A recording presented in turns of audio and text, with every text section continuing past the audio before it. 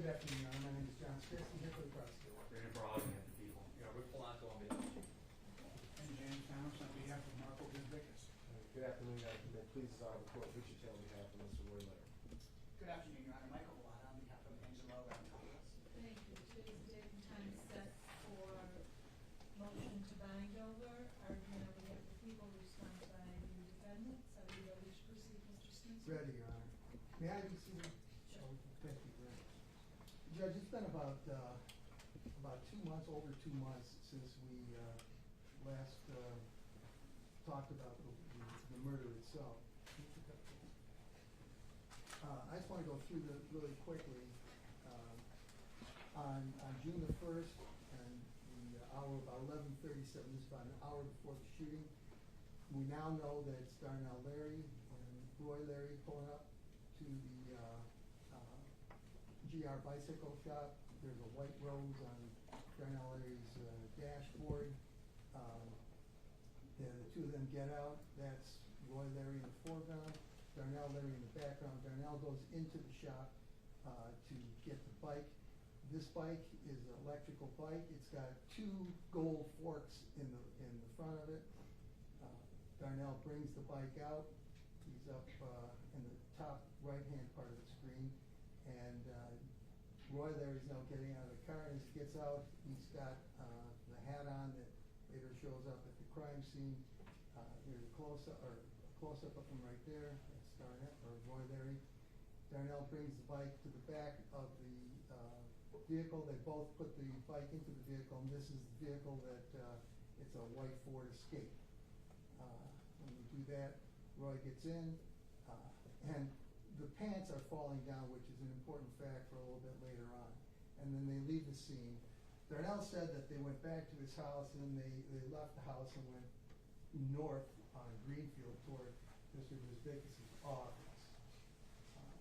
In the meantime, in the upper left-hand corner, we see now this is about 12:21, and we see the Hutchinsons arriving in their Denali at the pawn shop. This is the front parking lot of the pawn shop. They pull up, they get out, and they leave. You can't see, there's at the top right-hand side of the screen, the two of them are walking toward the front door. They get out, and there they are getting in, and up in the upper right-hand corner of the screen, the court looked, you can see Darnell's vehicle, the white Ford Escape.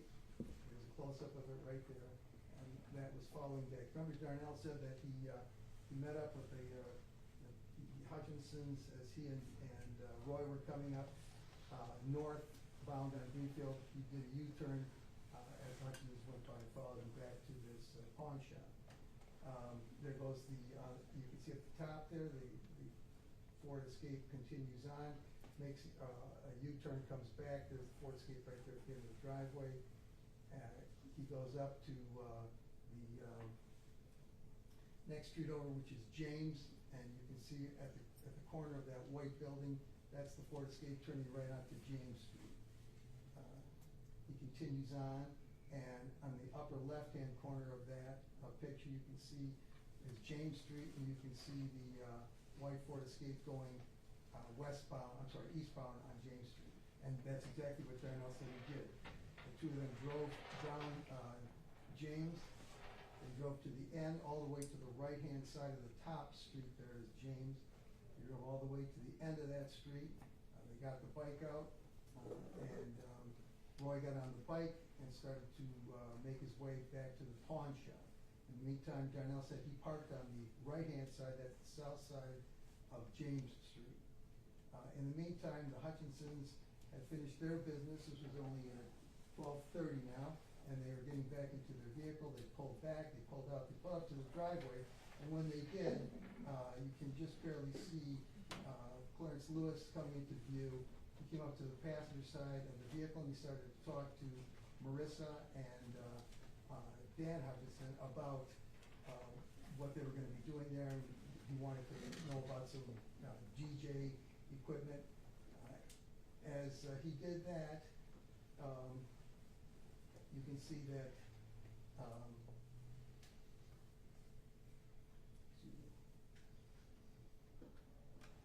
the upper or left of the trailer there, you can see up there, you can see, Roy coming south into that alleyway. He's on a bicycle. All right, and he's on that, motorized, bicycle. As he looks to his right, this is what he sees. He can see, the Hutch's, vehicle that's in the driveway. You can see, Clarence Lewis up at the front, window. So instead of going that way, he starts to go left. He starts to head east. He heads east down Miller Street. As he's doing that, now that's important because he's gotten second thought. He's still thinking about, he hesitates, he heads east. In the meantime, Alex Secularis pulls up next to the Hutchinson's vehicle on the left side of the vehicle. It's that white Mercedes. And then just a few seconds later, Roy heads back, starts coming west on Miller. There he is. As he heads west, he's heading toward the vehicles. And as he heads past the vehicle, you can see there's a clear windshield in front. You can see that there are two people inside. Marissa and Dan are inside. This is exhibit number 25. He continues around the corner into the Taco Bell, which is right next door to the pawn shop. When he gets to the Taco Bell, he parks his bike apparently, heads out and is seen in the drive-through driveway by the camera, the back camera of the pawn shop. And he's standing there, he's holding a pair of gloves, which comes into play in just a couple of seconds. He also takes down his mask and begins to walk away. There's a close-up of him. That's Roy Larry. Heads back to his bicycle, gets back on the bike, and then heads north on Greenfield, back toward where the cars are. And as he's heading back, he's reaching for in his right waist, which is where the gun is. Pulls the gun out. He pulls between the vehicles, and when he does that, he begins shooting. He fires several shots, 12 shots into the vehicle at very close range. There he is. He continues. He fires. Hutch has been hit. He's been hit a couple of times in the chest, including once in the heart. His foot comes off the brake pedal. The vehicle drifts ahead, drifts into the lot, and in the meantime, Roy Larry leaves the scene. There's a close-up of him, which comes into play later on. That's taken from the side view of the pawn shop, very clear cameras. In the meantime, as he's doing that, up in the top of the picture, Alex Secularis backs out of the driveway. You can see Mr. Lewis in front of his van, and Alex follows Roy Larry down Miller Street, eastbound on Miller Street. You can see that Mr. Lewis is ducked alongside of the passenger side of his van. Roy goes by. Again, you can see the drooping pants, which in a minute is an important part. As he drives down the sidewalk, he goes further up, and right now where that car is parked, up in the top part of the screen there, you can see that Roy gets up on the sidewalk and continues on. And as he's doing that, Alex is coming after him in the Mercedes, and Alex goes up the sidewalk. You can see that up at the top in the same place. Now, he pursued Mr. Larry, and he pursued him up to the apartment building where Mr. Price was staying, John Price. John Price said he looked out the window and he saw the bicyclist go by. He saw the Mercedes go by, and he said that he saw the bicyclist turn into the street and fall over. He said that the bicyclist got up and started running across the street. That would be northbound. And as he was running away, Mr. Price said his pants are coming down, and he's trying to hold his pants up. He runs in between a couple of apartment buildings, and Mr. Secularis continues to chase him in his car. As that's happening, if you look down to the upper left of the picture, you can see that Darnell Larry, as he said he did after he heard the shots, he turned around, he came out, and there's a close-up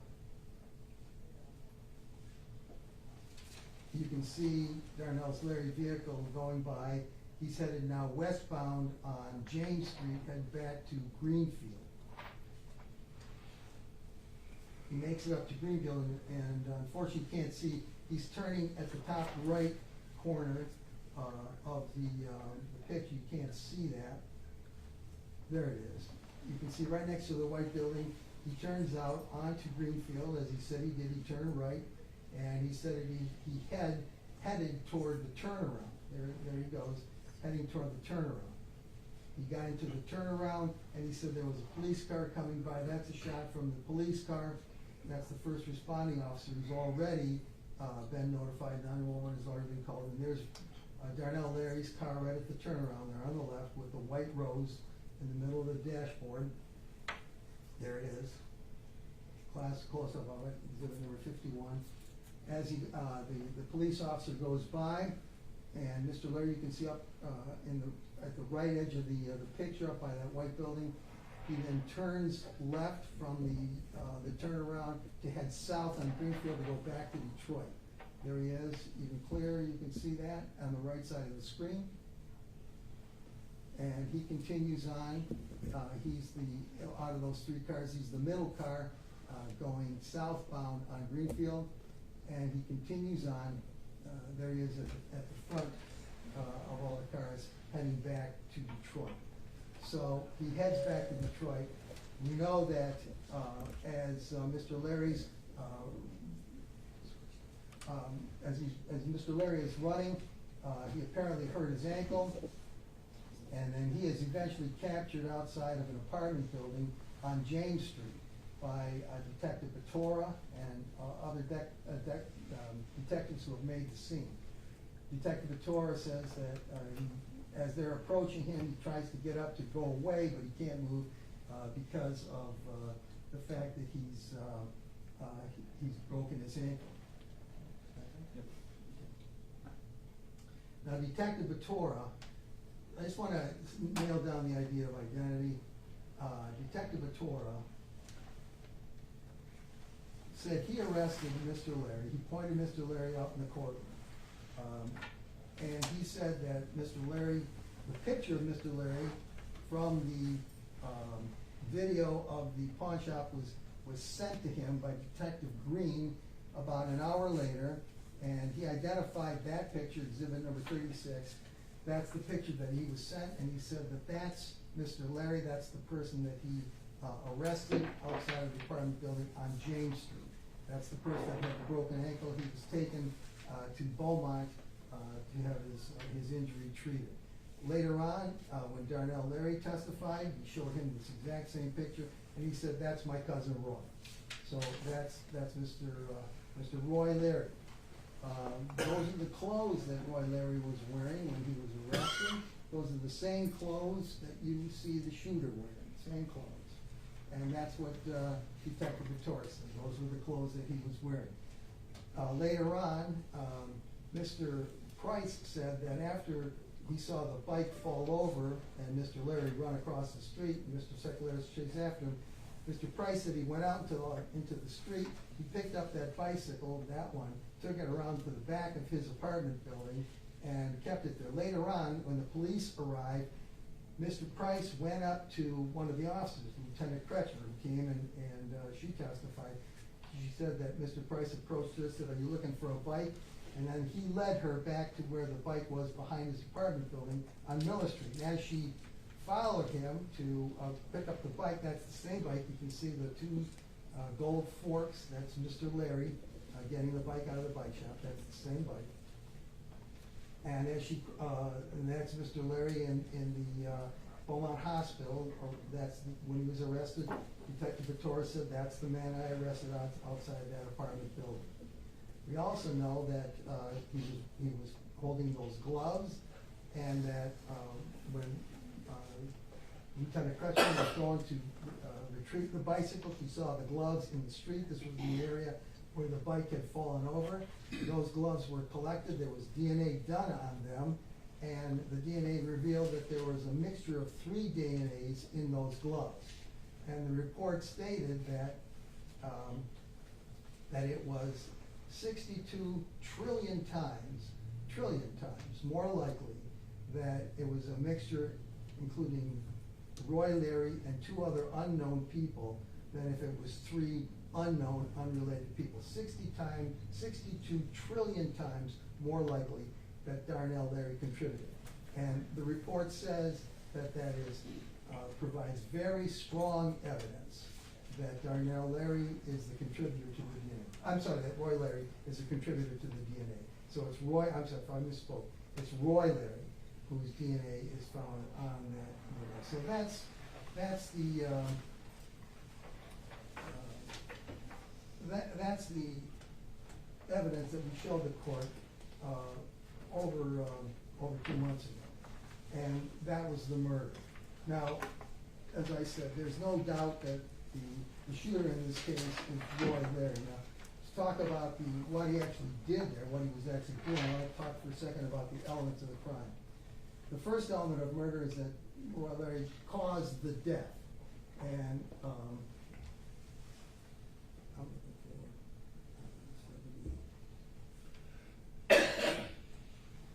there it is right there. There's Roy Larry causing the death. And we have exhibit number 56 was the autopsy signed by Dr. Patras that said that Dan Hutchinson died of multiple gunshot wounds, including the one that went through his heart. Obviously, there's an intent to kill. He's holding a gun that's a deadly weapon. There's multiple shots fired at very close range, all into the chest of Mr. Dan Hutchinson. That's a vital area. Obviously, there's an intent to kill. Now, whether or not, what was the premeditation involved here? Well, you just saw that an hour before this occurred, Mr. Larry, both Mr. Larrys, Mr. Darnell Larry and Mr. Roy Larry were at the bike shop picking up the bike, the one that's going to be used. We know from Darnell Larry's testimony that Roy already had a gun on him at the time, a loaded gun, which he discharges at the car. So that implies a premeditated intent to kill. Was it deliberated? Deliberation means that the defendant was able to take a second look at his intent to kill, and once he'd taken the second look, he decides to go ahead and do the plan anyway. Well, he had plenty of time to do a second look in between the time they went from the bike shop to the scene of the murder. We even saw him turn, going eastbound on Miller, and then deciding to come back. He had time again to take a second look at his intent to kill, and came back and did it again anyway. So those are the elements of first-degree premeditated murder. Those elements are all made out by the evidence. At least probable causes to each of those elements has been shown. As to the count of assault with intent to murder, there's another important factor there. The first element there is that he tried to injure. So he tried to injure, and the victim there is Marissa Hutchinson. And in saying that, I have to point out the fact that on May the 30th, Darnell said that he and Roy had a conversation inside of a car at his driveway. And he said that he explained to him the whole situation that he was in, that people wanted him to murder the Hutchinsons for the reason to protect Marco Bisbicas, who had told Darnell Larry, along with Angelo Raptopoulos, had told Darnell Larry that Mr. Bisbicas was on some kind of a federal list, and that the Hutchinsons were going to testify against him, and this necessitated the murder of the Hutchinsons. Darnell Larry relates this to Roy on May the 30th. That's 2 days before this homicide occurs. And he tells him that both those people have to be killed. And Roy joins the conspiracy at that point. He agrees to do that, and apparently his reward for doing this is going to be Darnell Larry's 2014 black Camaro. He says he'll do that. And he's told at that time that he's to kill both of those people. They both have to be murdered. When he drove by on his bike past that vehicle, he could see that both of those people were in the vehicle, and he shoots into that the driver's side. He shoots numerous bullets, and Marissa was wounded. She was wounded by the jacketing of one of the bullets. She's shot in the knee. The fact that Mr. Larry was unable to kill her does not negate the fact that he was trying to. And obviously he had the intent to kill, because he did kill Dan Hutchinson, and he was told by Darnell O'Leary to kill both of those people. So the fourth and third element is that he intends to kill. So he tried to injure, and he had the ability to injure, and he had the intent to kill. That makes out all the elements of the crime of assault and attempted murder against Marissa Hutchinson. Now, the next question is, why are these two guys doing this? Marissa testified that she doesn't know either one of these people. She's never seen them up until June the 1st. Darnell also testified that neither one of these people, himself or Roy Leary, knew the Hutchinsons. Roy Leary's not even from this, or he was really from this area, but he came up from the Ohio, West Virginia area. So he doesn't know the Hutchinsons. So there's $69,000 in cash in that vehicle. $10,000 on Mr. Hutchinson, and another $59,000 in cash in the back seat in a bag. And there's no attempt to get that money. There's no attempt to steal. That's not a motive. So what is the motive here? Why are they doing this? And this gets us into the other two defendants in the count of conspiracy. A conspiracy is an agreement to commit a crime. In this case, an agreement to commit first-degree murder. The second element of that is that there's an intent to commit the crime or to help commit the crime of first-degree murder. And the third element is that the conspiracy lasted between January of 2022 and August of 2022. So, to begin with, we know that there was a relationship long before June 1st between Darnell Leary and Marco Bisbikis and Angelo Reptopoulos. He was working at their farm. There was a marijuana grow operation there. He said that he had worked there since about July of 2021. And he was grateful to Marco for having given him the job, because he said he had come out of prison where he had spent about 16 years for murder. He had been in prison for murder. And he had discussed the fact that he had been in prison for murder with Mr. Bisbikis when he was hired. He also told Mr. Bisbikis the facts of that case, that he was in competition with somebody else about drugs. He sent some people over to shoot up the house. They killed a person there, and he was charged with that crime. He also told Mr. Bisbikis that he did not snitch on the people that actually went there. He did not snitch. He went and he served the time for what happened. He was very much part of it. It's not that he wasn't, but he didn't snitch. And so he said that Marco came away knowing, first of all, that he was involved in murder, and secondly, that he didn't snitch. And those are two very important things to have happen if you're going to conspire to kill somebody without anybody telling about it. So that, and not only that, but Mr. Bisbikis attended Mr. Darnell Leary's wedding. We showed the court pictures of that. He had flown all the way to Las Vegas, where they were married on April the 21st of 2021. So this relationship between Mr. Bisbikis and Mr. Darnell Leary had been going on for quite a while. There were several emails that we showed the court where Mr. Darnell Leary is expressing, great love, great respect, great admiration, and great gratitude toward Mr.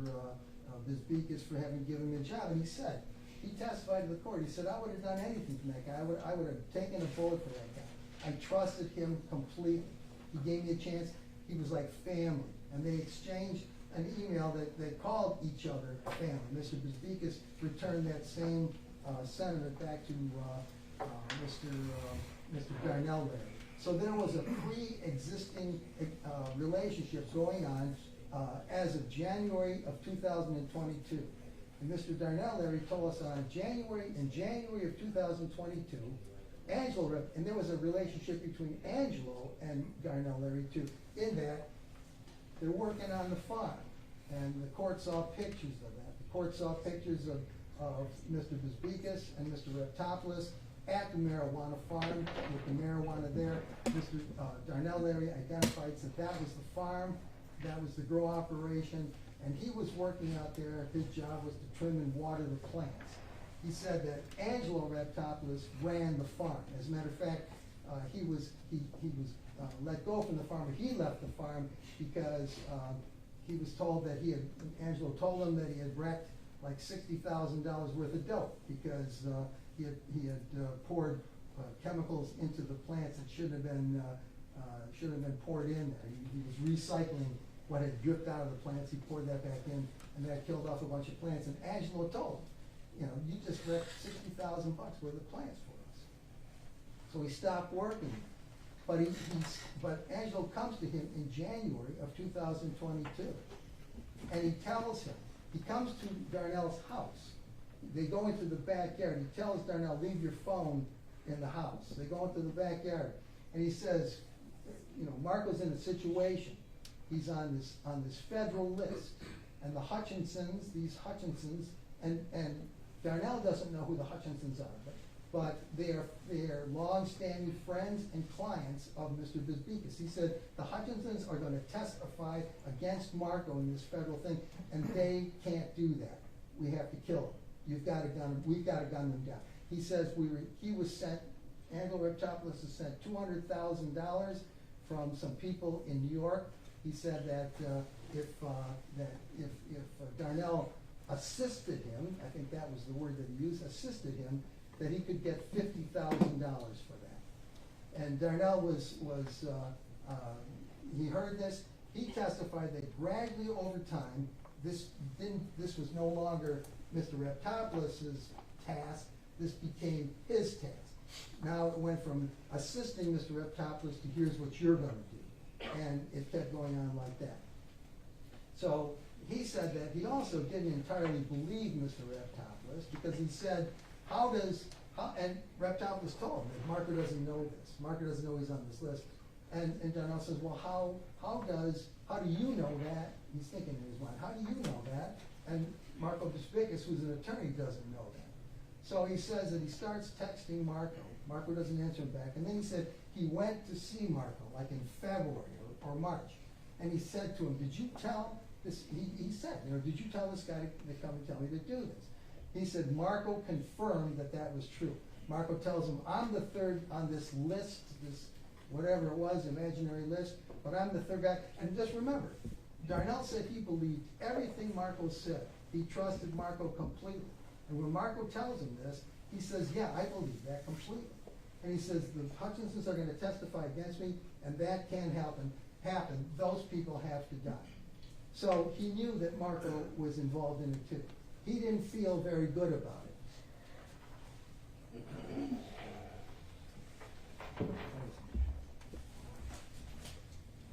He didn't feel very good about it, so this is slide 7.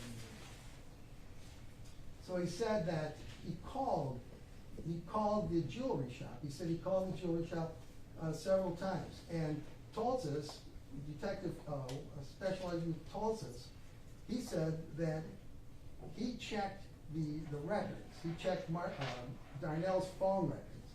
And he said that, in fact, Darnell had called Hutch's jewelry store on March the 15th, March the 27th, and March the 28th. And Darnell said that I called them to try and warn them.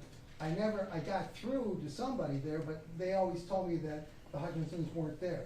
And he never called me back. He even said that on February the 14th, the bottom date there, that he revealed something in court that he said he'd never revealed before, that he actually went to the jewelry store on February the 14th to see them. And he was told that they were not there. So he called them 3 times, which the FBI was able to corroborate through the records of Darnell's phone. And then he said he went to see him. So those things are corroborated. So he says he does that. He says that during the course of this whole thing, that Angelo took him to the Hutchinson's home in Pleasant Ridge. And he said that he took him there 5 different times. And Darnell told us that the name of the street was Woodward Heights. He told us that there was a funeral home on the corner of Woodward Heights and Woodward. He told us that there was a bus stop nearby on Woodward. He also said that the Hutchinsons had a house in Sanilac that he was told by Marco and Angelo about. And he told us that he was told one time to follow Hutch to Westland because that's where their daughter, Marley, went to school. Now, Marissa Hutchinson testified and corroborated all those things. All those things are true. She lives on Woodward Heights. There is a funeral home at the end of the street. There is a nearby bus stop. Their child does go to Westland to go to school. They do have a house in Stanley. Now, Darnell Larry, who's never met these people, he knew all this stuff.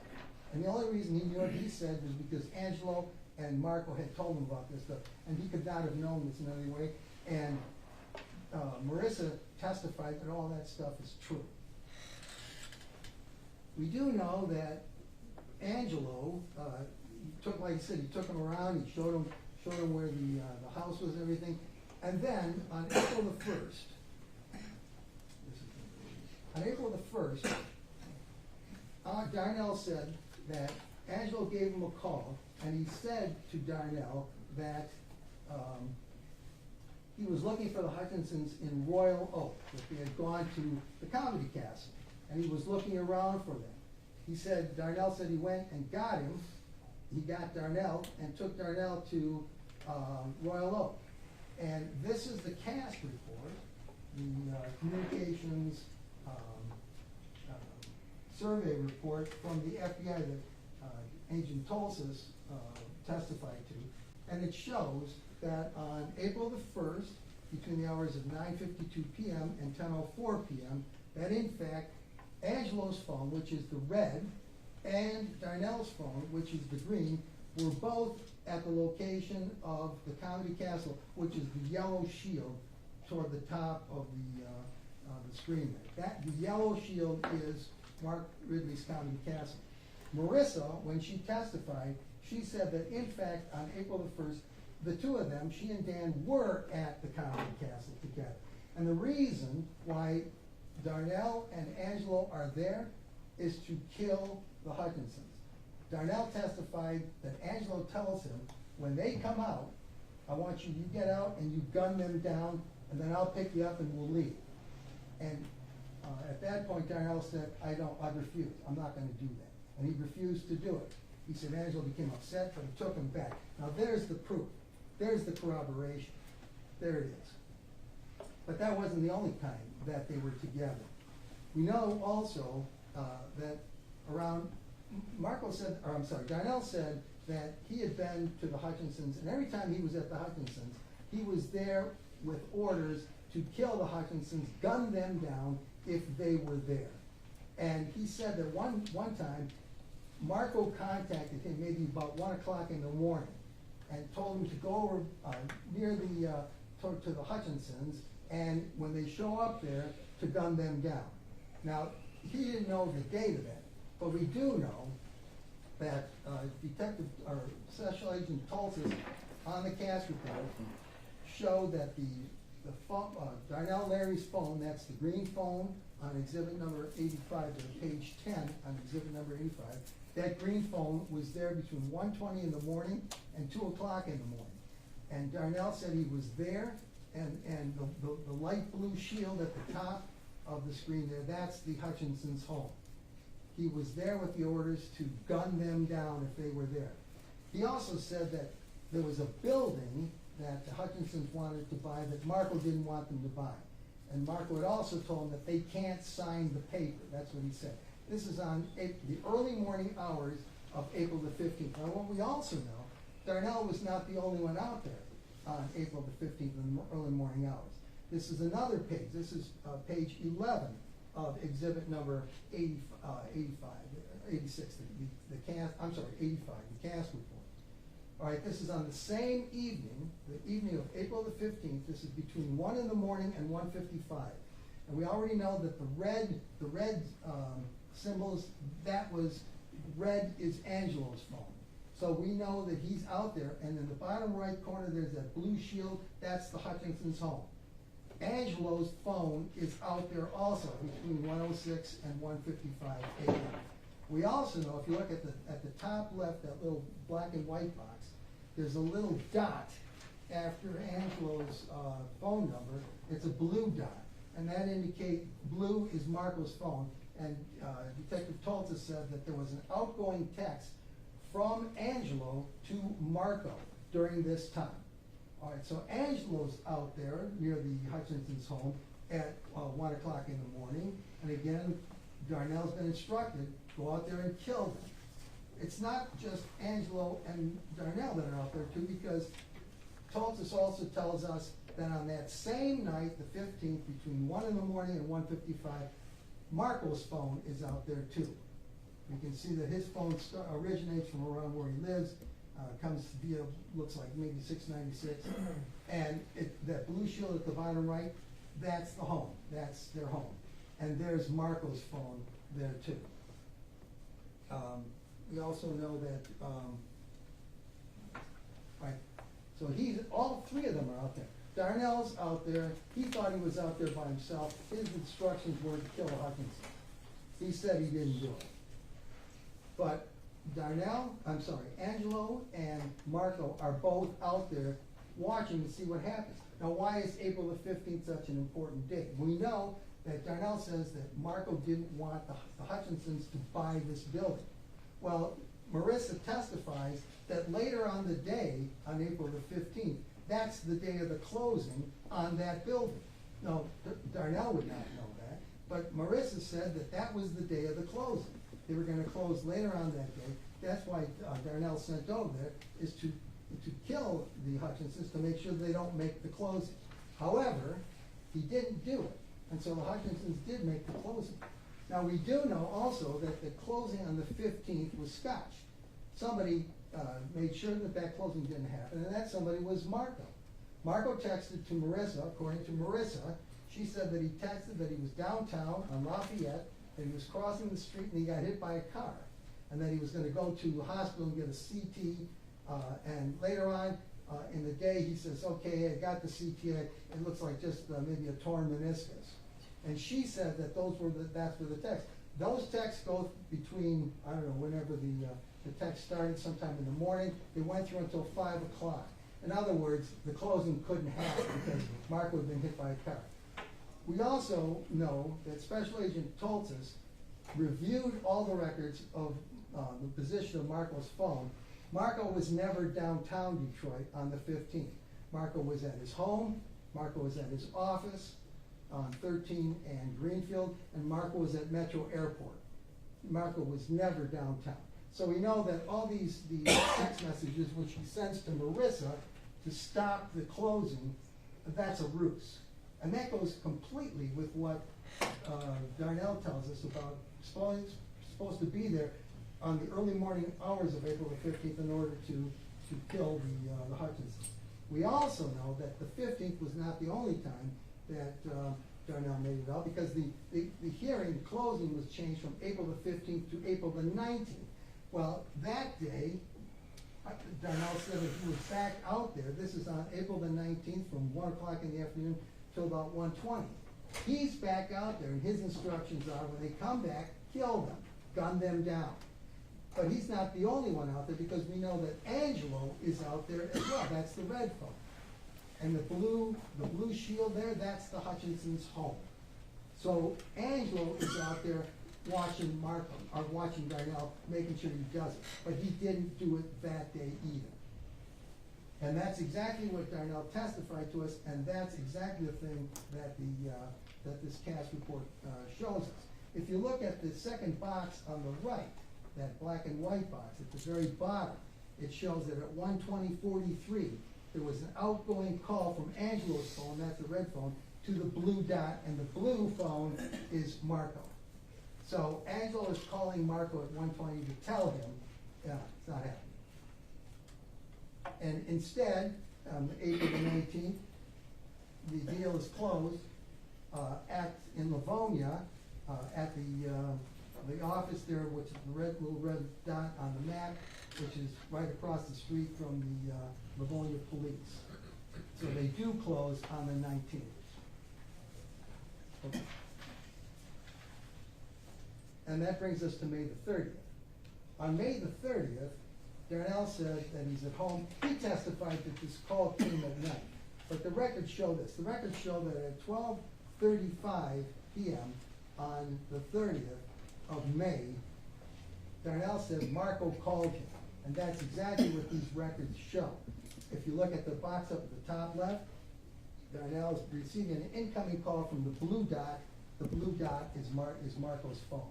And that's exactly what Darnell says. And he says that Marco calls him at that time in order to tell him that the Hutchinsons are going to be at his office on June the 1st. This is 2 days later. They're going to be there at noontime. Are we all set to go? Is everything ready? Yes.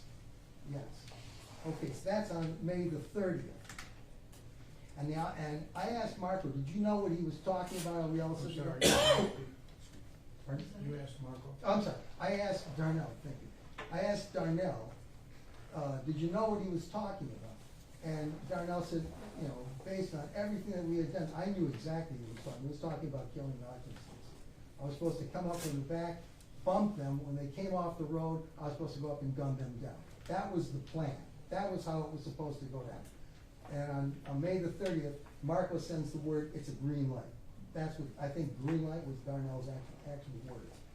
Then, on June the 1st, the morning of the murder, Darnell said that he received 2 calls from Mr. Bisbigas. The first call came in at 8:46 a.m. These records here from the CAS report, this is exhibit number 85, page 15. It shows that Marco is on I-696, and he's calling Darnell at 8:46 in the morning. And Darnell said that in that call, Marco told him that the time is going to be changed. It's not going to be noon anymore. The time is going to be changed. Then, after that phone call, there's a series of text messages between Marco and Dan Hutchinson. And the first one is read by Dan Hutchinson at around 9:33:57 a.m. And that text says, hey boss, just moved my 9 a.m. to 1 p.m. Can we meet at 11 a.m. today or after 3 p.m. or any time you want tomorrow? Also, I have your sister's hearing today at 2 p.m. So that's at 9:33:57. Can you meet at 11 or 3? And then Mr. Hutchinson texts back, and that's at 9:34 on the nose.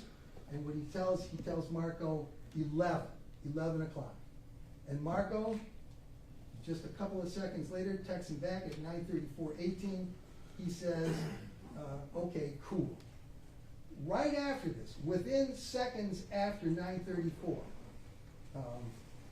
up at the top of that, you can see that Marco makes a phone call at 9:34:42, just seconds after Dan has texted him to say, I'll be there at 11, and the person he calls is Darnell Larry. And Darnell Larry's phone rings, and that's about 9:34:30. And Toltis testifies that it's like, you know, walking through your kitchen, you know, your coffee maker has a different, you know, it's a couple of seconds off from your microwave, a couple of seconds off from your stove, you know, that kind of thing. Well, that's exactly right. Marco, within seconds after talking to Dan and finding out Dan's going to be there at 11, calls Darnell. And Darnell says that call is to tell him they're going to be here at 11. I mean, that's the conspiracy, that's aiding and abetting, that's everything. So he confirmed, Marco tells him that. Then we have the murder. The murder happens at about 12:35 that day. You saw that murder. Now, that's not the end of the story, though. Because later on that same night, June the 1st, right after the shooting, around 4:44 p.m., this is exhibit number 85, page 17. This is the CAS report. Darnell said that Angelo called him and then came to his house, and he said, Marco wants to talk to you. So he brings them. Darnell said that he had to go pick up his daughters first. He picks them up, and then Angelo comes over to his house, and he goes to pick up Darnell and brings him over to the office. And this, page 17 on exhibit number 85, this is on June the 1st, between 4:44 p.m. and 6:37 p.m., almost 2 hours. It shows all 3 phones centering around that purple shield, and the purple shield is all law. That's Marco's office. The blue phone is Marco, the green phone is Darnell, the red phone is Angelo. They're all over there. And what Darnell says is they go in, nobody else is at the office at that time. They go in, and he said that both Angelo and Marco start to cross-examine him.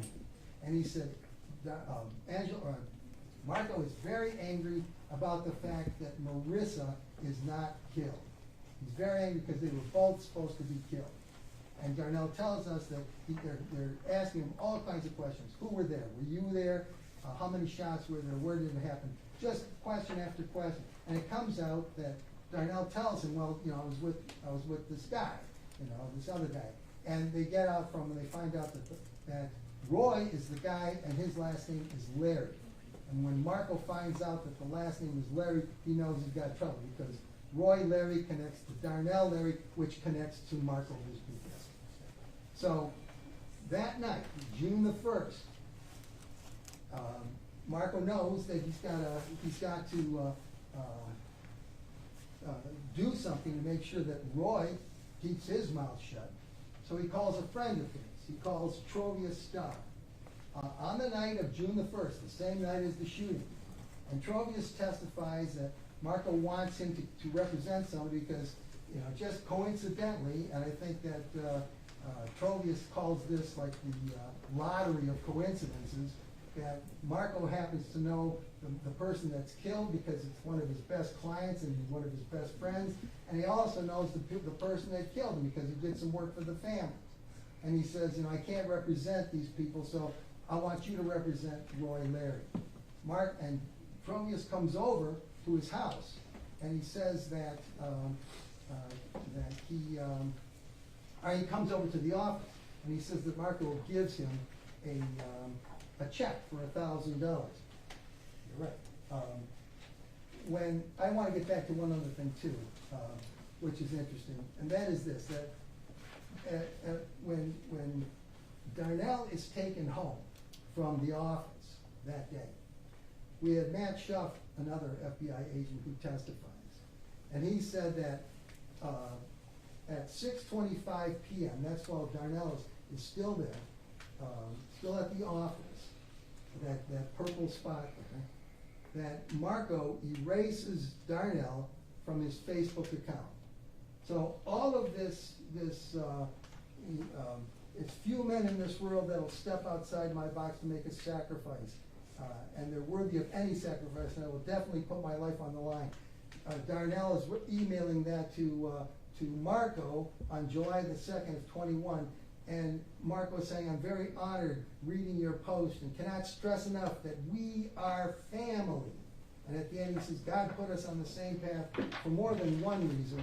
We have more stories to make. And all that at 6:25 is erased. All that love and all that affection, all that's gone now. And it's every man for himself. Then we know Trovius comes to the office, and when he comes to the office, Marco gives him a check for $1,000. On June the 1st, that's the night of the murder, he gives a check to the person to represent the person that killed his best friend and his best client.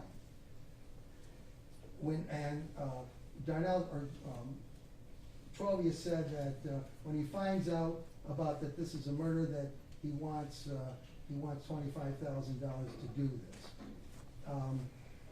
The next day, Marco talks to Marissa, June the 2nd, and Marissa mentions to Marco, hey, there's a guy representing Roy Larry now. His name is Trovius Starr.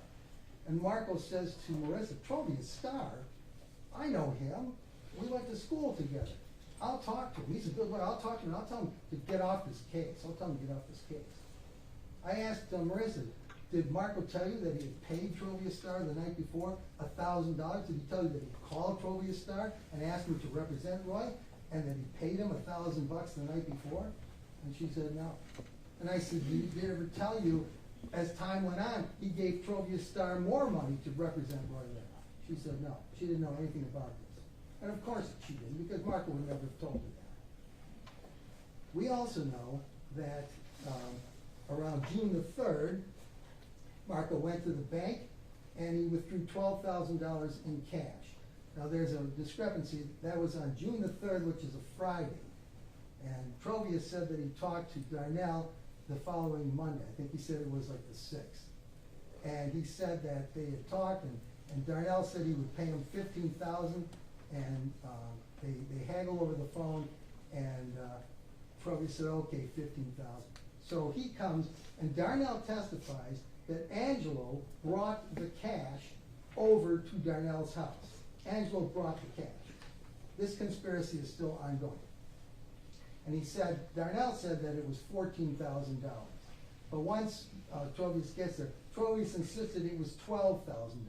And Trovius was the one that was keeping track of it because this is paying his bill. And $12,000 in cash is the exact amount that Uzbekis took out on that Friday, June the 3rd. Trovius also says that he comes again, and every time he comes to pick up the money, it is at Darnell's house. Darnell said every time that he gives money to Trovius, it's money that Angelo has brought over from Marco.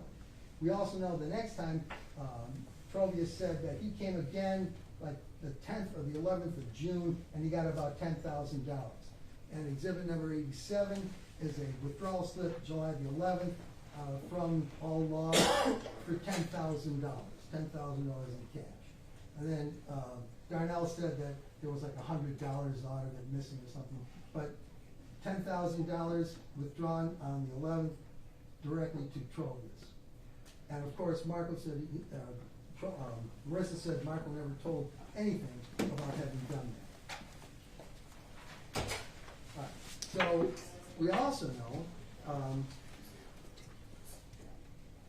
that after June the 1st, that Marco and Angelo continued to urge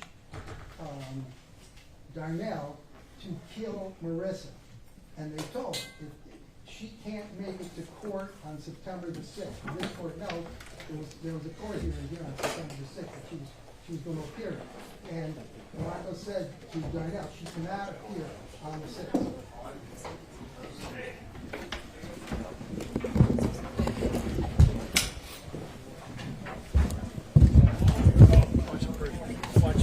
You guys need person extra three. He's got it. That way, go.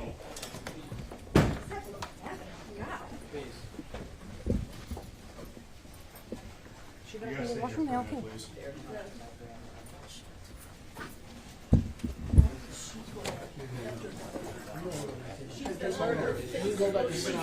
Have a seat in the courtroom, sir. If not, you're welcome to leave.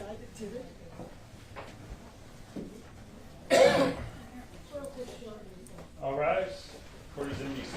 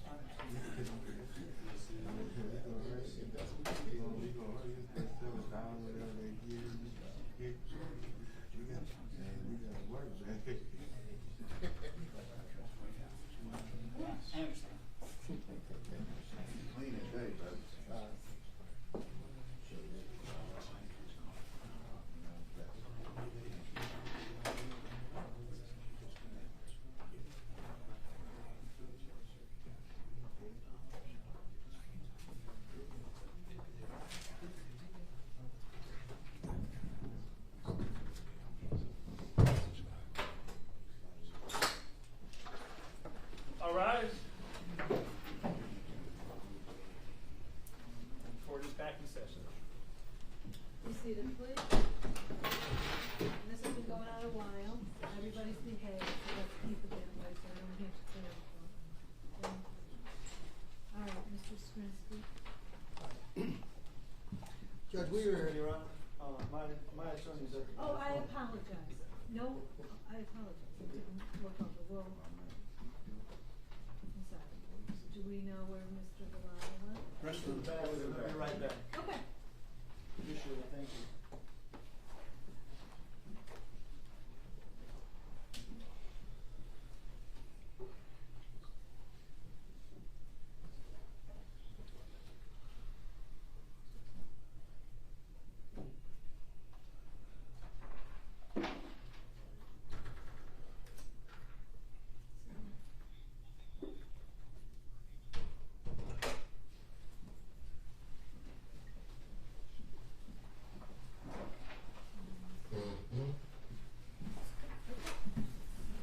The record to reflect that we're back on the record. And you may proceed, Mr. Skrinsky. thank you, Madam. Judge, as I said, both Marco and Angelo, after June the 1st, continue to urge Darnell Larry to make sure that Marissa is also killed. And they say that she can't make it to court on September the 6th. At some point, we know that Mr. Bisbicus leaves, goes to Greece, but Darnell Larry is still talking to Angelo, and Angelo is still putting pressure on Darnell to make sure that Marissa is dead before Marco makes it back from Greece. And we know that Darnell finally tells him, I'm not going to do it. I'm not going to do it. And Angelo says, then get somebody that will. And we know that on August the 16th of 2022, Angelo brings over some money. He brings over, I think he said that Darnell said it was like either $13,000 or $15,000.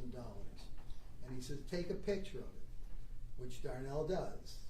And he said, show that, circulate that, show that to people, tell them that this is what they're going to get. You can pay them if they kill Marissa. This is on August the 6th. And we also know that there are more meetings after that between Angelo and Darnell where, again, Angelo is urging Darnell to either get somebody or to do it himself. And those go right up to the point where Darnell is arrested on August the 23rd. So this stretches between January of 22nd, when Angelo first approached Darnell with the idea of killing both people, until August of 22, when Angelo said, you gotta finish the job, you gotta kill Marissa. Now, both Mr. Reptopoulos and Mr. Bisbicus are charged with first-degree murder and with a felony firearm as well. And those theories are based on aiding and abetting. With aiding and abetting, you have to have that the actual murder was committed, that before or during, defendant did something to assist in the commission, before the murder or during the murder. And then at the time of the assistance, the defendant had to intend to help commit the first-degree murder. So basically, the same facts that support the conspiracy support the aiding and abetting.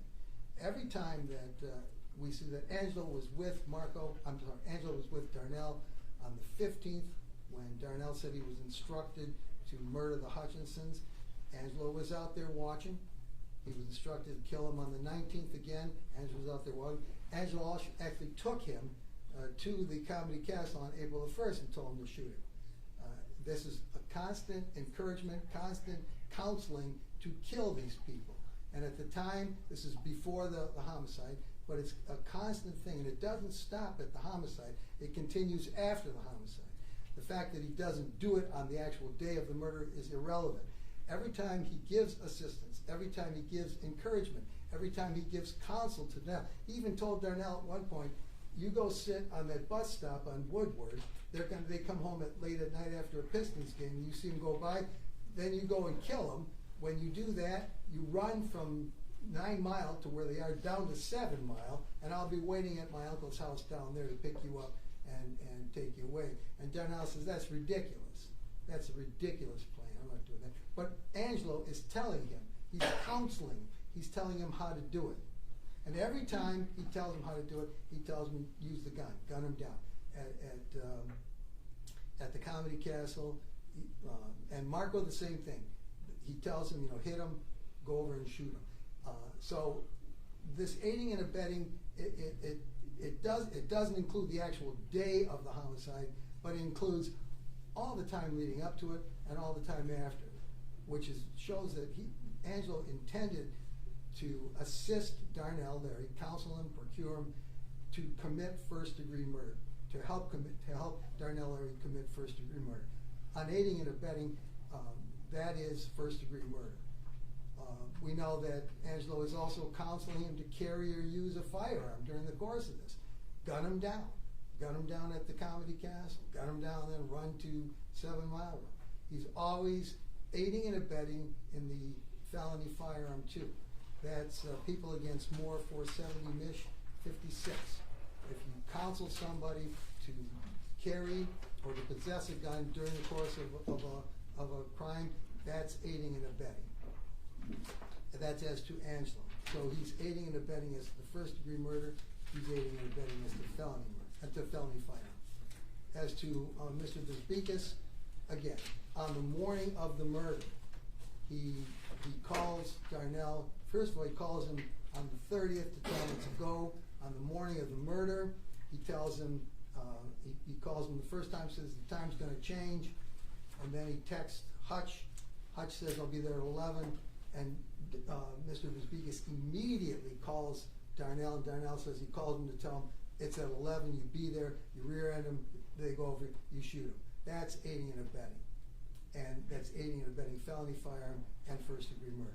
Your Honor, I'm sorry that I had to go on so long about this, but this is a complex case which involves a lot of evidence. We've been in this court for almost a year while this is pending. But I'd say to the court that there has been probable cause to establish each one of these crimes and probable cause to establish that each one of these 3 people committed these crimes.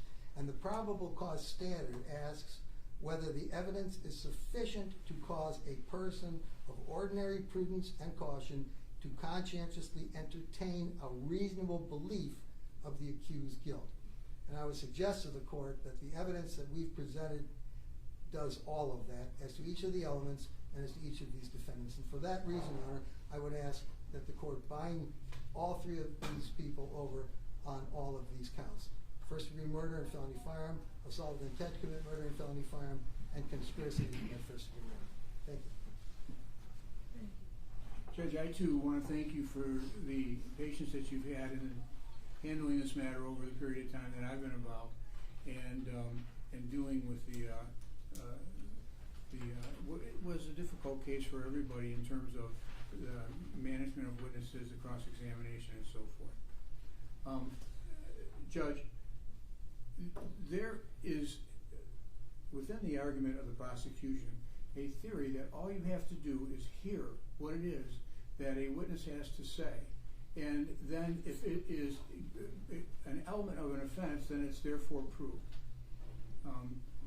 My thought in a preliminary examination is that the judge is the gatekeeper for whether or not evidence is credible, and as the gatekeeper you can make a determination as to what it is that the person's saying, the logic of what he says, the consistency of what it says, and whether or not it makes sense to you. You don't leave it at the door just taking the prosecution's case at face value, and I suggest that Mr. Darnell Lurie is someone that you should not take as face value. And through my examination of the witness, I was trying to point out his inconsistencies. I was trying to point out where it was that he had said something differently, and his motivation for going forward. This is a man who, when he was first interviewed by the police, denied that he was involved in anything. We know, and it's not relevant to a suppression, but it is relevant to how it is that this story unfolded, that he was denying that he was involved, denying that he knew Hutch and Marissa, and he knew anything about the homicide. He continued that denial while he was in custody, and that denial continued for a couple of days until the agents told him that he, who by the way told him that he couldn't have a phone call, he could not have a lawyer. He asked for a lawyer many, many times, was not given the right to counsel, and was told that this is the story that you're going to have to tell. And for the first time in an interview, they tell him Marco Bisbicus' name and say that Marcos Bisbicus was involved, and that in order for him to get cooperation, he was asking for immunity, but in order to get cooperation, he's going to have to give up Mr. Bisbicus. And as it evolved, there was a proceeding of giving him facts that he had to ascribe to, which end up becoming what it is that we see here in testimony. I challenge the process. I challenge the process because it goes to the credibility of this witness, who on many occasions could not even remember things such as how many years that he did, whether it was concurrent or consecutive, could not remember things that were helpful to the defense, but was very happy to volunteer even new information relating to what the prosecution wanted to hear at the time of the preliminary examination. My recollection of the testimony was that he said that he did not have a weapon when he went out and did the various surveillances of the Hutchinsons in Royal Oak at their home at the Comedy Castle and so forth. It was he said for the first time in trial that I saw, he says that it was his gun that was used, the .40 caliber weapon. So if he's out there and he's doing whatever he's doing, the only testimony that you have that goes to his intention is what it is that he says from the witness stand. And if he is impeached based on, first of all, his general denial, secondly then, meeting with his wife, finally he gets to see her and tells her that he has to lie in order to implicate Marco Bisbicus. And then voila, here we are now, several interviews later in court, and an obviously prepared witness. He comes in and he parrots what it is that the prosecution needs to see. That is exactly what we talk about when we're talking about whether or not your conclusion is based upon a finding of incredibility on the part of his testimony. And that's Wayne County Prosecutor versus Wayne Circuit Judge. All these cases I know you know, because you hear these every time there's a preliminary examination. So, you have the right to weigh the evidence and determine whether or not you give weight to it, and credibility, and whether or not it satisfies the element. And King and Paley were two cases that have been cited since the 1970s, and they haven't been overturned. They're still there. You're the gatekeeper. You saw the witness. You make a determination as to whether or not he's credible or not credible. But when you look to the cast report for corroboration, all right, all that shows is where phones are located. The only evidence that we have of what it is that was intended is from Darnell Larry, who, in order to get his 6-year deal, has to come up here and tell you that. So,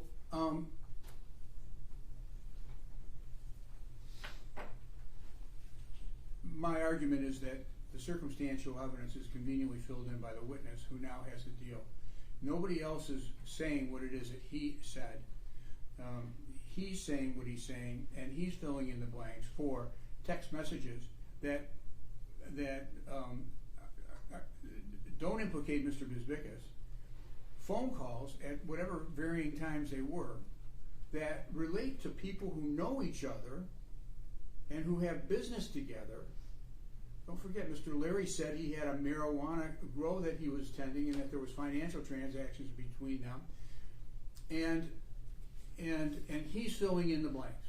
And so in order to determine that the facts exist necessary to bind over, you're going to have to give credibility to a guy who was originally denying what happened, who looked for advice from his wife and his lawyer, couldn't get it, was threatened that if he did not cooperate, that the case was going to go federal and that it could be a death penalty, and who otherwise is highly motivated by the police and the prosecution who have him in custody and who now have the only access to him, and over a period of time whose story has changed over the period of time that he's been there.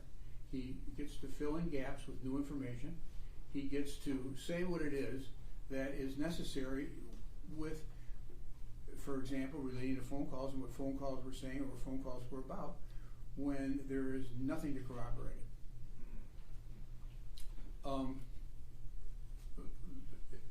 We saw photographs of Mr. Bisbicus with money, and the allegation is that he supposedly only had Hutch's money. And we know now that he was involved in marijuana grow operations, and the fact that money is very, very lucrative. One grow, $60,000. Over a period of a year and a half, 4 grows in a year and a half, you could generate significant amounts of money. It doesn't necessarily follow that any money that Bisbicus has was Hutch's. But what we did in cross-examination of Marissa Hutchinson was try to point out the fact that yes, there was money, that Bisbicus had it, and that Bisbicus spent it on behalf of Hutch. And while she was vague about when it is that the money came or how much money came and the amounts of money, we were able to show that about $3.1 million plus whatever was in the Cash App account had been paid over for the benefit of Hutch. If you take off the $200,000 that she says doesn't involve two separate payments of $100,000 on the same day, that's fine. It's still $2.9 million over a period of about a year and a couple months. I think that this whole issue relating to the pawn shop is a red herring.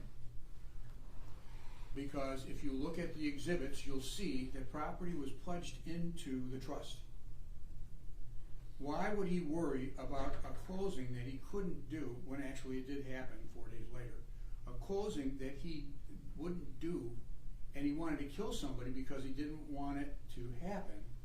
In a case where the prosecution says his motive is to control the trust, to kill Marissa, kill Hutch, control the trust.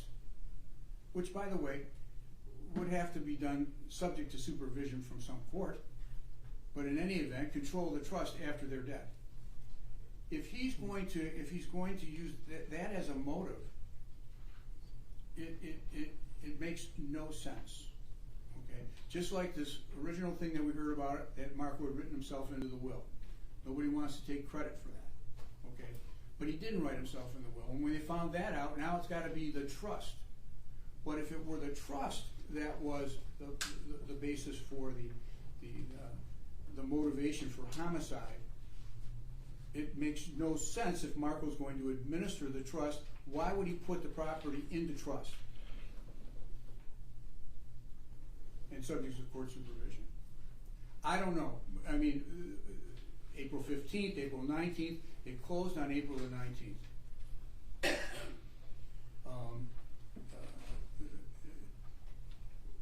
Darnell Larry is saying that he never went out to these meetings that were supposedly taking place with a gun.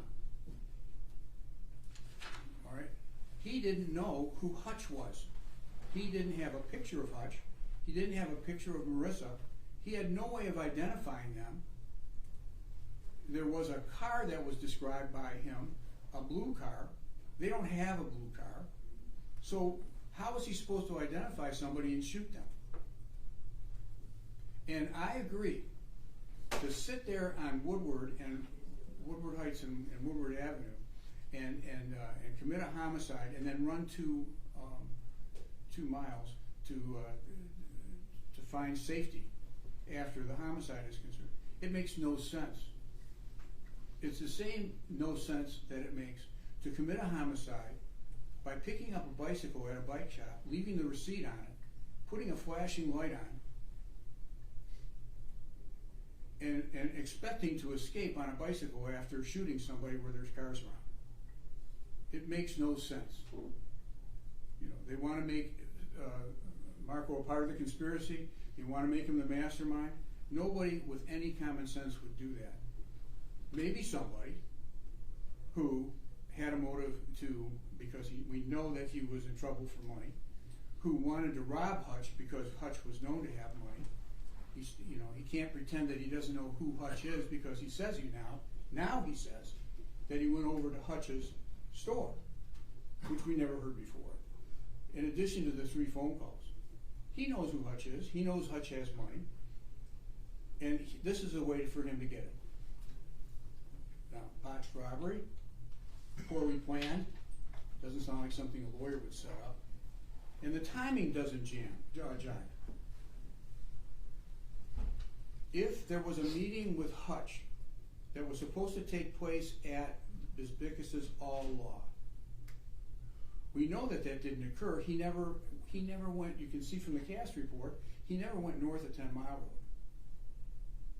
When he is coming to the scene of the homicide, he's on Greenfield, and he's traveling north, but the only area that you see him milling around is Hutch's store. Not at Bisbicus's law office, but Hutch's store.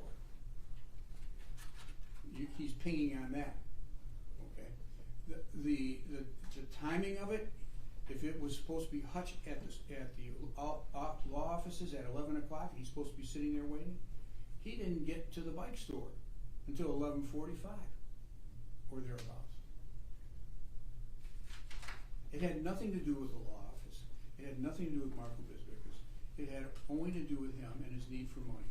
And the assassination was meant to take a person who carries money regularly and who's known to be very successful and to do the robbery. The fact that that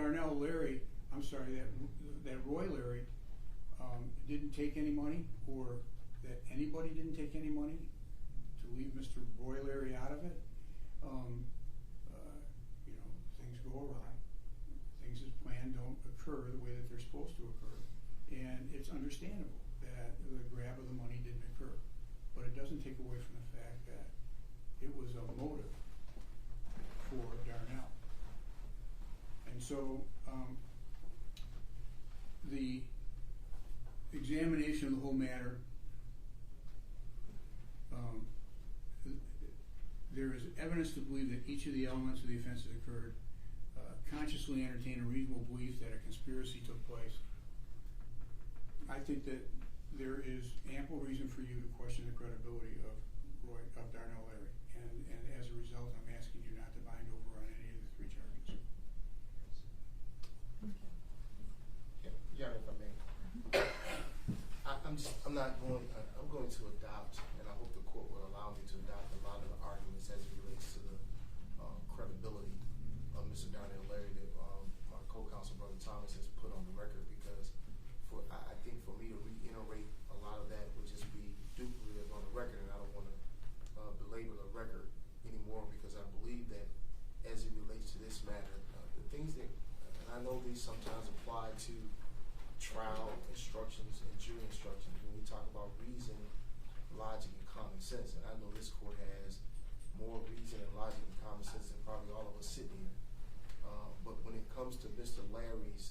Darnell Larry's testimony, and to believe that Mr. Roy Larry would, within a 2-day period, allow himself, as Mr. Darnell Larry indicated, get into something that he shouldn't have gotten into, it just seems somewhat preposterous at this time. Particularly when you look at the physical evidence that was taken from the scene on that particular day as relates to Mr. Roy Larry. We know that Mr. Roy Larry was medically assisted somewhere near the scene where Mr. Hutchinson passed away. We know that he had a shattered ankle, but we don't know by any testimony that was prospered over the last 2 to 3 days during the course of the examination how that injury occurred. There has been no testimony from anyone that he was running and broke his ankle, that although we saw a vehicle that we know was driven by Mr. Alex Sakalaris leave the scene where the shooting took place and pursue a person on a bicycle, we don't know whether or not there was no testimony as to whether or not that bike came into contact with Mr. Larry. Mr. Roy Larry at all. And the only other person, again, and not to belabor the point as relates to Mr. Darnell Larry's testimony, that has looked at a photo or looked at the exhibits that were placed into the record and said that is Mr. Roy Larry, was Darnell Larry. And again, questioning his credibility. And I find it hard to believe, Judge, that again, dealing with the physical evidence at the scene.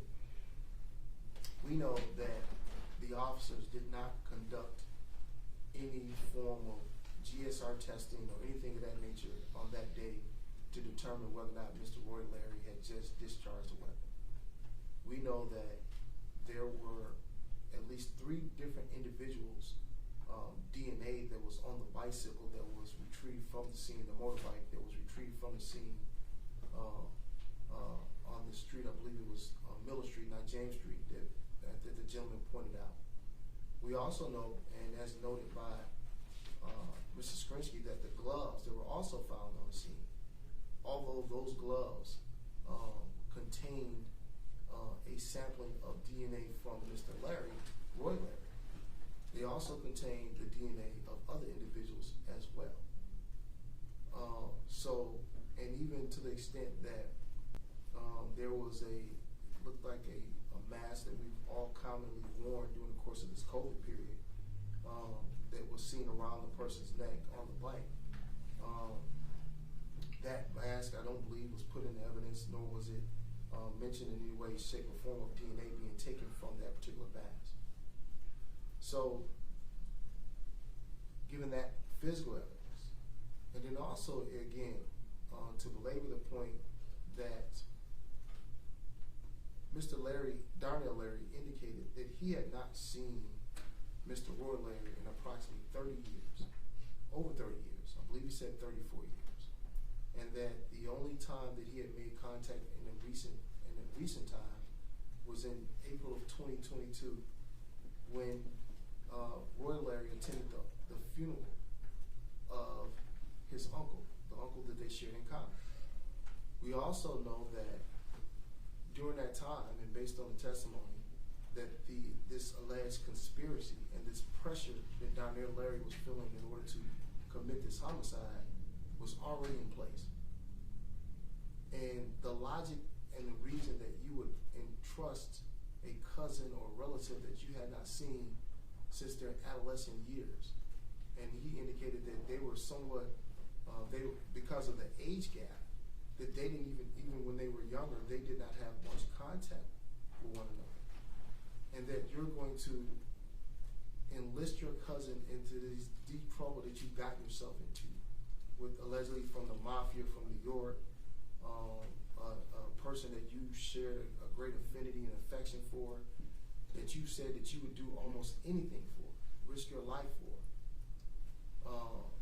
and ask your cousin to commit a homicide and put together a plan in almost a 2-day period does not jive with any logical reason or common sense. Particularly when you think about it from the perspective that Darnell Larry indicated that he was supposed to receive $50,000 for this homicide. And we know his relationship with Angelo and with his relationship with Mr. Bispiskis. But he had not received, and I believe his testimony was, he had not received not one dime up until June 1st. And that the deal that he made in order for Mr. Roy Larry to commit this homicide was a Camaro, a 2014 Camaro that was probably worth, he indicated it was probably worth $15,000, but I would suggest that it was probably worth less than that. And he understanding that also in terms of financial wherewithal, that during the course of the Memorial Day holiday, that when Roy came over to visit, he was staying at a hotel.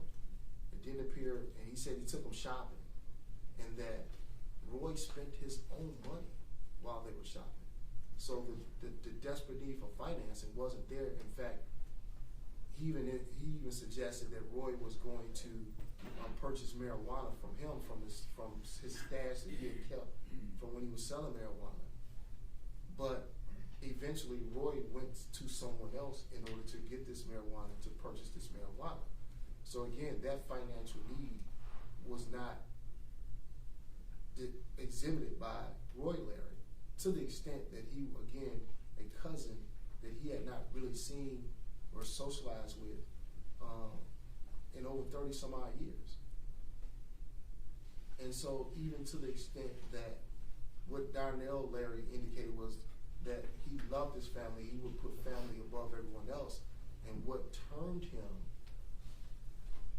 in August of 2022 in terms of whatever statements he made in reference to other individuals involved in this homicide was the fact that he believed that Mr. Bisbiscus had put his family above Mr. Darnell's Larry family. And we all know that Roy Larry is also family. And that's what caused him to make the deal that he made with the prosecutor's office. And again, and I think it was emphasized greatly during the course of the testimony, that his deal is contingent upon him allegedly being truthful to this court or any court he may testify in as relates to his involvement in this matter and other individuals involved. And again, when the court weighs that against his credibility, and I know sometimes we can say a picture's worth 1,000 words, but again, when we look at his credibility, and again, he is the only one that says that that was Roy Larry on that motorbike. And as Brother Thomas, as Counsel Thomas alluded to, that the plan to commit this homicide was so lucid, it was so loose, I should say, to the extent that I believe Mr. Larry indicated that the motorbike, this bike, was not even supposed to be in play in this. And we know that he indicated himself that he was just too afraid to do it. But the bike wasn't supposed to be into play at all. And that I had questioned him about another relative in reference to the bike, and although he denied it, but clearly he indicated that he left when he heard the gunshots. He left and simply left the person on the bike to their own wherewithal to do whatever. So, Your Honor, and again, combining the physical evidence, and I know the standard is probable cause, but I truly believe that once the court looks at that in its totality, that it just does not make sense that, and I think I'd be remiss if I did not mention this. There was no gun found. There still is with this alleged weapon that was involved in this, and given the distance from the pawn shop and to where Mr. Roy Larry was receiving medical attention, was not very far. And still, to this day, the weapon that was allegedly used in this offense has not been recovered. So clearly there is not any weapon that could be linked to Mr. Roy Larry, and particularly since there was no GSR that was done to determine whether he discharged the weapon or not on that day. So I would respectfully ask the court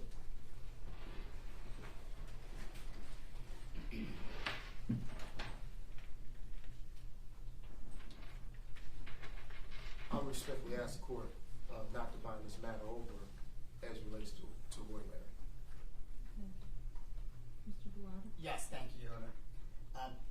Thinking about this preliminary examination, it reminds me of reading a Gillian Flynn novel, like Gone Girl, where you have the unreliable narrator that you can't believe because the narrator keeps changing the story. And we saw that over and over again with Mr. Larry. I believe that the evidence, especially as against my client, is spectacularly underwhelming. And I say that because none of us in this room that are attorneys in the court really knows what happened and why this murder happened, okay? And even when you look at the quote-unquote corroboration, which consists of phone records, but not content, just the fact of phone calls, and the cell site information that shows that they were either going to Hutch's house or maybe they were just driving along Woodward Avenue. We don't know. We need this unreliable narrator, Darnell Leary, to narrate and tell us what happened. And the problem with that is you can't rely on Darnell Leary. And he's proven that on the stand. He's proven that when he admitted that he told a bevy of lie after lie. And I'll remind the court that he admitted that he lied about being involved with the murder, as Mr. Thomas mentioned. But of course, a lot of people do that when they're first questioned. He lied about the whereabouts of the bike. He said he didn't know where, or no, he said he knew where it was at his house. But actually the police had the bike. He lied about that. He lied about how he got the bike, how not knowing how Roy got the bike. He didn't know who Hutch was. He lied about the last time he saw his cousin. He lied about calling Marco. He lied about Marco calling him at noon that day when FBI agents confronted him and said, hey, we looked at the phone records. There is no call. He said, well, maybe it was somebody else. Okay, so maybe he was just mistaken about that one. But here's the problem, Judge.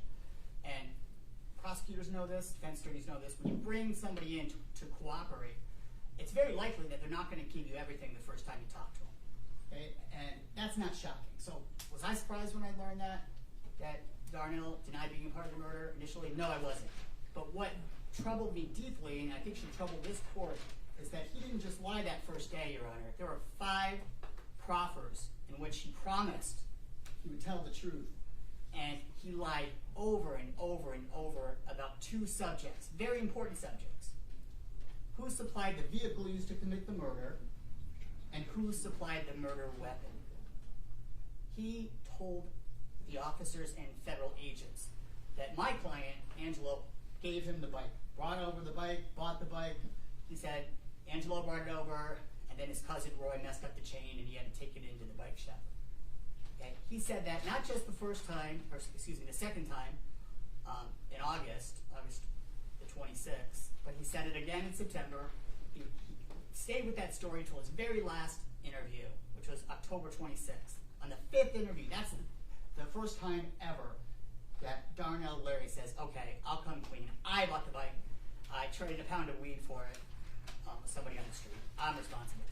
So why is he lying about who provided the vehicle used in the murder? Well, he has no problem putting that on my client. That's a very serious lie to be telling over and over again. But more serious than that, Judge, is who provided the murder weapon. I almost fell out of my chair during the hearing because that's the first time I ever heard Darnell Leary say, and believe me, I've listened to a lot of hours of him talking, he's never said he was responsible for the gun. Never. He said that gun was provided to him by Angelo, and it may have been Marco's gun, he doesn't know, but it wasn't his gun that shot and killed Mr. Hutchinson. It was either Angelo's or Marco's. The very first time, I would love to learn if there was a prior statement by him, but I don't think there is.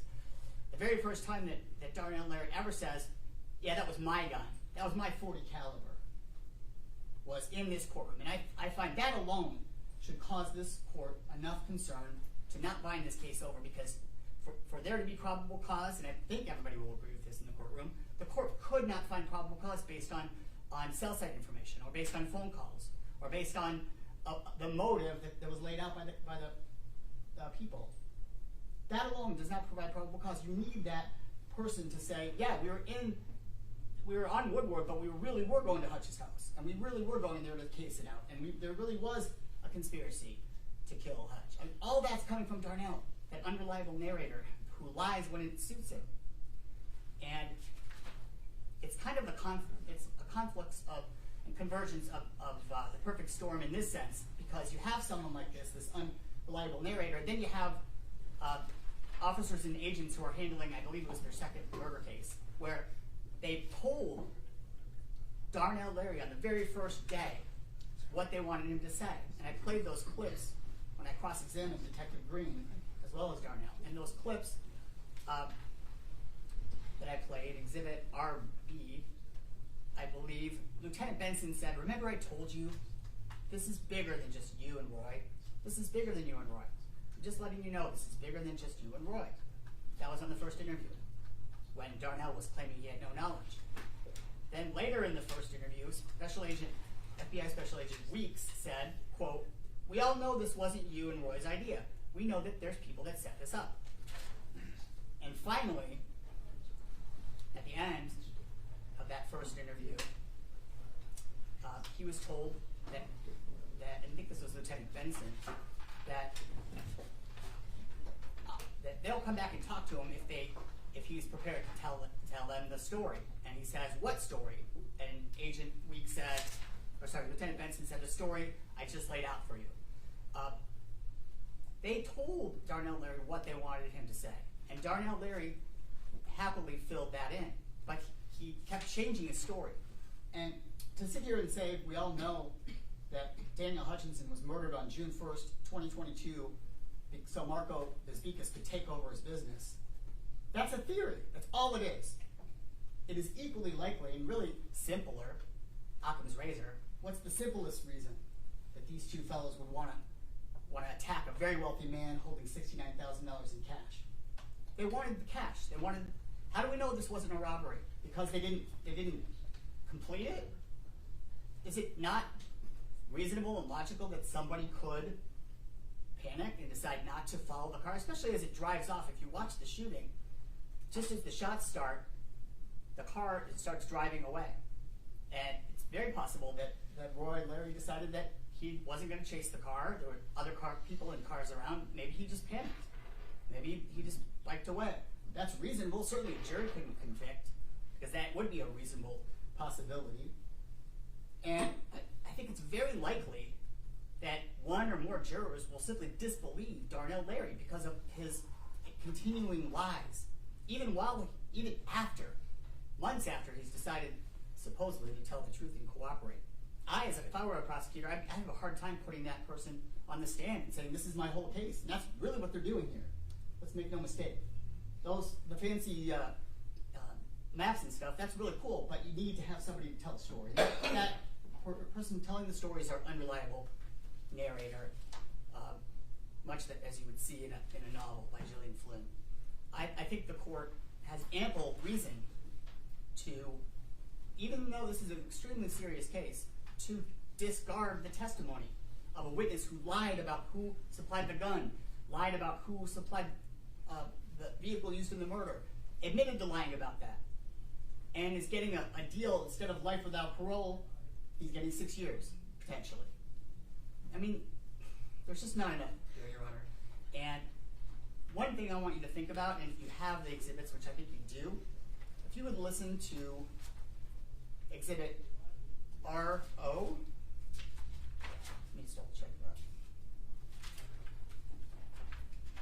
It's Exhibit RO, and that's on August 26th, the second time that Darnell's interviewed in custody. He and his wife, Dawn, are talking, and they're talking in whispered tones because they're trying to have a private conversation, it appears. And you might have to use headphones to really hear it clearly, but I listened to it. If you listen to RO, Darnell tells his wife this, quote, "I don't have what they want me to give them." He didn't have this story. He made up this story. He did it because he knew that that's what they wanted to hear, and he continued to lie about it. And what did my client, even if you credit his testimony, which I think there's a very, very strong reason not to, what did my client even do? He had no role on the day of the murder, prior to the murder. Darnell didn't call him. He allegedly talked to Marco. According to Darnell, my client had no idea that there was going to be an electric bike used or what the actual plan was.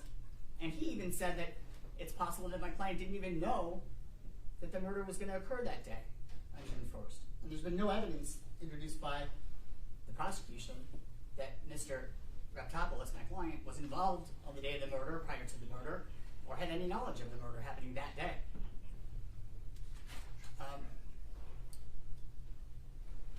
I asked the court to do what Mr. Thomas suggested, which is to look at the credibility and decide whether or not there's even probable cause based on that testimony. And I submit to you that there is not, and that Mr. Darnell Leary is doing whatever he can to not do another 20 years, because remember, he's the one that got convicted of murder previously, and he lied for 30 years about the murder and said that he committed murder because someone killed his daughter, which is not true. He was trying to get rid of a rival drug dealer, apparently, and lied about any number of other matters. And so I don't need to belabor that. But all they got is Darnell Larry, really. And I ask you not to hold my client over based on Darnell Larry. Thank you. Anything further from the people? If I may, I just want to say that, talk about the trust agreement for a second. That was brought up as possible motive. The trust agreement is signed on the afternoon of April the 14th. On April the 15th, they're out at the house at 1 o'clock in the morning. Now, what's the likelihood that all three of them showed up at 1 o'clock in the morning at the house, other than to kill Mr. Hutchinson? The trust itself, the terms of the trust say that on the death of Hutchinson and his wife, that the third trustee that's named is Marco. And that Marco then, the rest of the trust says that trustee has all the powers that are vested over all the assets of the trust, including the jewelry store, the cash cow, which is included as an assignment. It says, page 3.2, upon the death of the grantor, the other grantor may serve as sole trustee of all trusts created under this instrument. If the other grantor is unable to serve for any reason, we name the following to serve as successor trustee in this order: Daniel Hutchinson, Marissa Hutchinson, Marco Bisbicas. Okay, he drew this up. Marco did. Then at page 3.5 it says each successor trustee, which Marco would be, will have all the title, rights, power, and privileges granted to our initial trustees named under this instrument. So that gives Marco all the powers that the Hutchinsons would have. The survivor's trust becomes irrevocable upon the death of the surviving grantor. That is, that would be Dan or Marissa. Our trustee shall administer the unappointed balance of the remainder of the survivor's trust as provided in Article 8. And at page 8.1, it says, if each of our living children has not reached 35 years of age and has not received a degree from an accredited college or university prior to reaching 35 years of age, then our trustee, that's Marco, shall hold our remaining trust property in a common trust until each of our living children has attained 35 years of age or has received a degree from an accredited college. Marley, who is the name here at page 2.1, we have one child named Marley Hutchinson, so that's the only beneficiary of the trust. She's 16 at the time that this is drafted. That's what Marissa testified. So at least until she comes of age or gets a degree, Marco then has custody and dominion over all the assets of the trust. And as we told the court, one of the assignments to the trust is the jewelry store. And as Marissa said, the jewelry store took in $21 million in 2020 and 2021, and then they turned around and they gave that money to Marco on his suggestion. Can I have that slide? They supplied that money to Marco in bags, and in after the money had been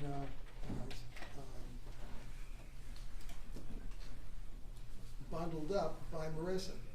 This is the photograph. This is exhibit number 79, and she looked at that. She said, "There's about $1 million on that desk, and that those things are banded in the way that I did it. That's similar to the way I did it." Can you put that on the screen? So there you go, right there. We know that that's true. Now we also know that Marco had talked them into donating $2.1 million for this movie, and we know from the email that was. So, Judge, are we going beyond argument now? He's now sandbagging me with information that he didn't. They brought up this motive. They brought up the motive. He brought it up. These are exhibits that he did not show you during his. Well, they're. I'm making response to his talk about the motive. I didn't bring that up. He did. And the fact that I have these prepared, that means no difference. He brought this up. I get to rebut what he said. You can continue. Thank you. So Marissa asked Marco to prepare some kind of a receipt for that $2 million, and she said that Marco came up with this agreement. And what it says right there is that the general partner and the partnership acknowledge that the limited partner, and those two people are defined earlier in the agreement. The general partner is Marco, the limited partner is Marissa, that the limited partner has recently contributed $2.1 million to the capital of the partnership. So that's an admission that he got that $2.1 million. And we also know from the email that was admitted from Mr. DiMartini, who's a production lawyer for the film Skeletons in the Closet, that Marco was the only person that contributed, and that all he contributed was $900,000. That leaves $1.2 million in cash that Marco acknowledged that Marissa gave him, which was not invested. This is all that was invested, $900,000. So that's $1.2 million. Marissa also said that she gave Marco an additional $300,000. So that's $1.5 million. That's 1.5 million reasons why Mr. Bisbicus might want to see Dan and Marissa dead. He gets that money free and clear without them being alive. And as I say on this this trust agreement, all this money that Marissa said, and she said that they gave him millions of dollars in cash, because during the pandemic their business tripled. They took in about $7 million in 2019. She testified they took in about $20 million in 2020 and another $20 million in 21. And she said that they were not reporting all of that. They were not reporting all that to the IRS. They were retaining some of that. They had it in the safe. Marco suggests, I'll take it for you. I can put it in IOLTA accounts. She also said that he took it to a place called Fort Knox. We don't know where that is. And all that money went there. So the money is one great reason why Marco would want this done. It's a great motive. And then the trust agreement, as I said, which was signed on the 14th, the night before they show up at the Hutchinson house, with Darnell having the instructions to gun down the Hutchinsons when they come back. That's within hours after having signed this property, making Marco the trustee of all this cash in the event of the death of Dan and Marissa. They're at this house. Now, it says on page 12.5, except to the extent required by law, our trustee is not required to file accountings in any jurisdiction. He's not required to file accounting. After the death of the first of us to die, our trustee must provide an annual accounting to the income beneficiaries of any trust created under this trust unless waived by the income beneficiary. The only beneficiary is a 16-year-old girl. And not only that, but nobody knows that all this money is coming from the jewelry store, because the only people that knew about it were Hutch and Marissa and Marco. He took the money. He took the money from them. On page 12.6 of the trust agreement, it says our trustee is not required to furnish any information regarding our trust to anyone other than the beneficiary, who is Marley, 16-year-old girl. Our trustee may exclude any information our trustee determines is not directly applicable to the beneficiary receiving the information. So he can decide what he wants to tell her. And like I said, the only thing that nobody knows about the cash that's being transferred. That's what Marissa said, that they were transferring to Marco, so it was unreported cash. And they spent some of it, but she said that they gave him millions of dollars. On page 13.1, it says, our trustee may exercise the powers granted by this trust without prior approval from any court, including those powers set forth under the laws of the state of Michigan or any other jurisdiction whose law applies to this trust. You needn't talk to a court in order to exercise any kind of control over the assets, which include the jewelry store. And then on 13.2 it says, If the trust owns an interest in business, in a business entity, like the jewelry store, our trustee may exercise the powers and authority provided for in this section, in addition to all other powers granted to our trustee in this trust. And this section goes on to set out that the trustee may act as a director, general or limited partner, associate or officer of the business. Our trustee may exercise all the powers of management of the business. Our trustee may reduce, expand, limit, or otherwise adjust the operation or policy of the business. Our trustee may subject the trust principal and income to the risks of the business for any term or period as our trustee determines. Our trustee may borrow money from the business, may secure the loan or loans by a pledge or mortgage of any part of the trust property. Our trustee may generally exercise any powers necessary for the continuation, management, sale, or dissolution of the business. And the business includes that cash cow jewelry store. And that's signed on April the 14th, hours before they're out at the house in force, all three of them, and Darnell says it was to kill Hutchinson. There would be an immediate transfer of all those assets into Marco's jurisdiction if that happens. There's also the cash money from the movie, which is still outstanding. There's a lot of reasons for this to occur. And we know that Darnell said he didn't even know that Hutch had that cash, and there's no evidence anywhere that $69,000 in the car that anybody knew about that. There's no evidence of that, and there's no evidence of any story that the police told Darnell to give. There's no evidence whatsoever that they told him to tell the story that he said on the witness stand. Just a few years ago, there was a guy that used to play for the Pistons, and his name was Rasheed Wallace. And they were asking Rasheed about people that are good players, and how can you tell a good player? And Rasheed said to them, "Ball don't lie. Ball don't lie. Either it goes into the basket or it doesn't. Ball don't lie." Well, Judge, I'd like to borrow from Rasheed Wallace and paraphrase a little bit. I'd like to say this: phone don't lie. Phone don't lie. And you may want to impeach Darnell, but the phones don't lie. They back him up completely. Up to the day of June the 1st, when Mr. Bisbickus is telling him, be here at 11 instead of 12. That's all I got to say. Judge, can I ask you just to have them pull up Exhibit 81 that they showed you?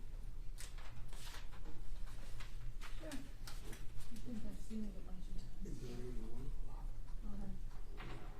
I'm gonna take a 10-minute break. Judge, I only need you to listen for 1 or 2 sentences.